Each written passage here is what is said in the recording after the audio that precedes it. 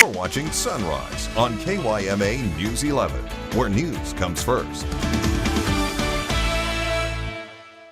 Good morning, everyone. It is Thursday, April 25th, 2019. I'm Ivany Villalobos. And I'm Blake Keller. Thanks for joining us on Sunrise this morning. Here's a look at what's ahead at 6. We have developing details coming from last night's city council meeting. The deputy mayor of Yuma wants a special vote on the city administrator's city contract. When that vote is expected, details ahead. Plus, Border Patrol agents are now fingerprinting migrant children thanks to a new policy. The reasoning behind this, we'll tell you. Also this morning, a local college showcases their diversity in their annual World Expo event.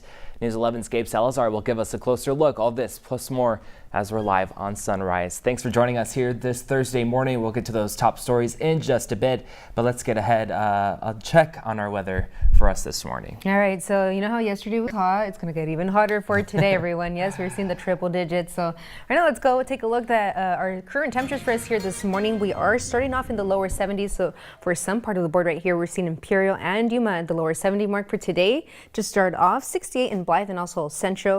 And we are seeing even cooler temperatures in the lower 60s for the YPG area. Ahead of today, we are seeing those triple digits, but we'll show you those numbers later on in our show.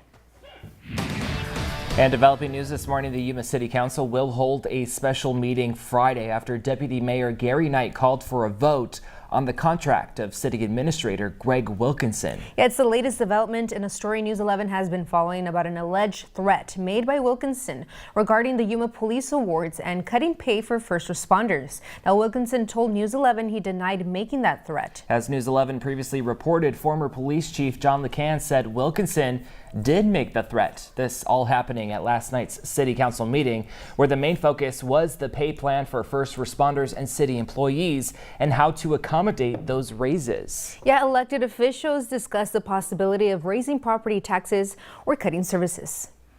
The amount that in the proposed levy that relates to new values based on construction is $339,000. The amount that relates to the tax increase to move up to the allowed amount is $792,000. Well, City Administrator Greg Wilkinson also touched on the annexation of Far West Water and the Mesa del Sol area, which could go through before the end of this year. For developing details on this story, be sure to download the KYMA News 11 app right now. Well, complete coverage for you this morning. U.S. Border Patrol has begun fingerprinting some migrant children. It's a shift from prior policy and comes as a number of family members illegally crossing the southern border has reached record numbers. Agency officials say Border Patrol issued guidance several weeks ago to allow for the fingerprinting of children under 14 years old. They say it's being done in the Yuma sector and California and on a case-by-case basis in the Rio Grande Valley region of Texas. Now, a senior agency official says it's due to increased concern about fraud and trafficking. In your crime news this morning, an Arizona man is outraged after what he feels is a light punishment given to officers who knocked him out last year. Surveillance video captured the moment 3 officers with the Mesa, Arizona Police Department knocked out Robert Johnson. The officers were called to the apartment because of an attempted break-in at the building. Police believe Johnson was the suspect. The Mesa Police Department gave one officer a written reprimand for violating a code of conduct, and the other officer was given a non-discipline corrective action. Both officers are now back on patrol, and they are both appealing their punishments, so the city says they can't comment. Johnson's attorney says this punishment isn't enough. Would you like to see these officers fired?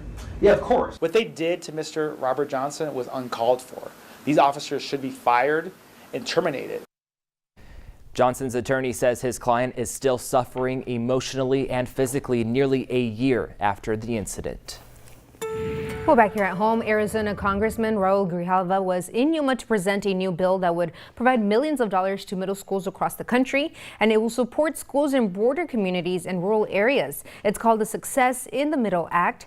The purpose of his visit was to get feedback from those who work in a middle school every day. Now, in the bill, there would be more training for teachers, something Principal Jose Moreno can support.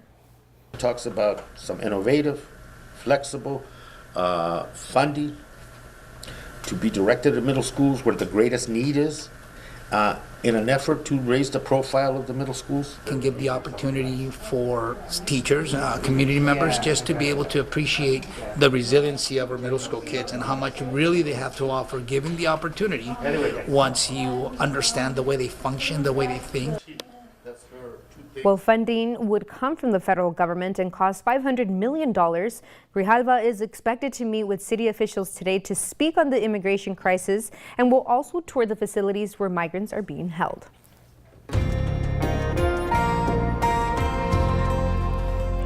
In Arizona, a new study shows how the passage of certain legislation will help combat the state's severe physician shortage. The study conducted by the Arizona Hospital and Healthcare Association says if Senate Bill 1354 is passed, it will have a significant positive economic impact and help expand patient access to care over the next decade. Now, this bill would also would allow hospitals to increase the number of postgraduate physicians, residents they train through state funding, and the study shows that the increasing number of physicians at 3 rural hospitals would result in 845 new high-paying jobs and around $900 million in economic output.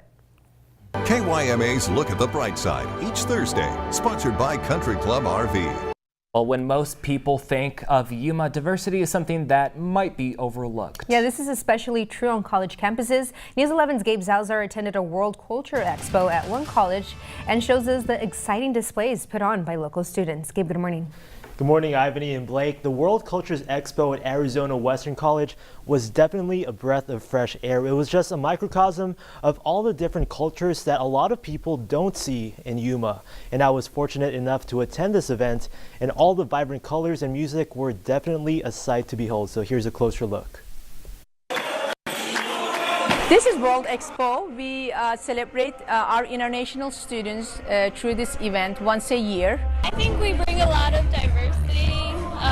You can tell just by the pictures that we have kind of displayed how every kind of region is very different. It's kind of special for us to show the people who is coming and asking for what is important for us.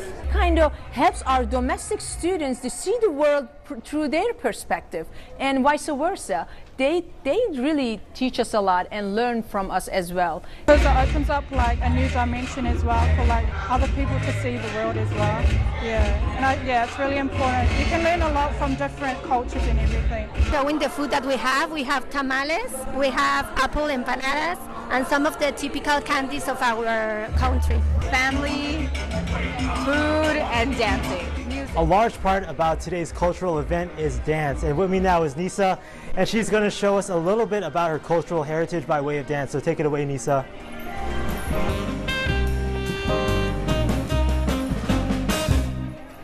These international students bring so much quality to our campuses, in our classrooms. And we're here learning about the United States, but this day we can learn about other countries like France, Italy, some countries from Africa. It's always good to know people from different places. Gabe Salazar, News 11. This event was put on by students who attend the college, and they all agree that it showcases the importance of diversity in education, as well as fostering relationships with each other. Reporting live in the studio, Gabe Salazar, News 11. Alrighty, Gabe, thank you so much for that. Well, over in the Valley, there's a battle over federal and state law when it comes to hemp production.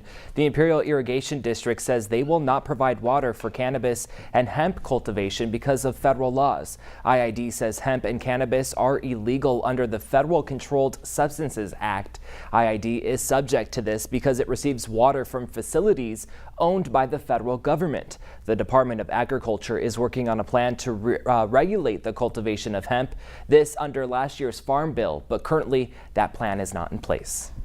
At this point, may be refusing to supply water, federal water they claim, to hemp because it was associated with cannabis from the federal level.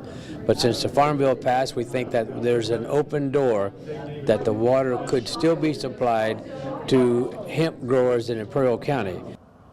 County officials recently welcomed the cultivation of industrial hemp in the area. They say it could bring in millions of dollars and hundreds of jobs. They're categorizing it as research cultivation until the farm bill changes take place. Imperial Valley College is one local institution planning to cultivate industrial hemp as research.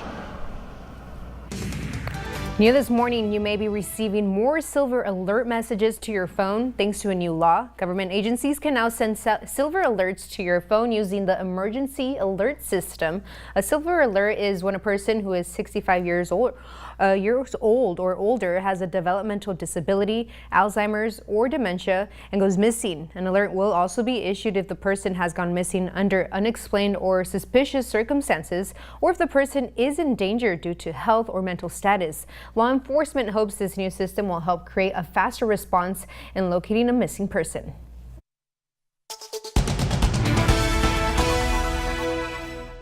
All right, take a look at this. Another one busted. That's what Arizona Department of Public Safety is saying after they stopped this man for driving in the HOV lane. That's because his passenger was actually a mannequin dressed in a hat and sunglasses in the passenger seat.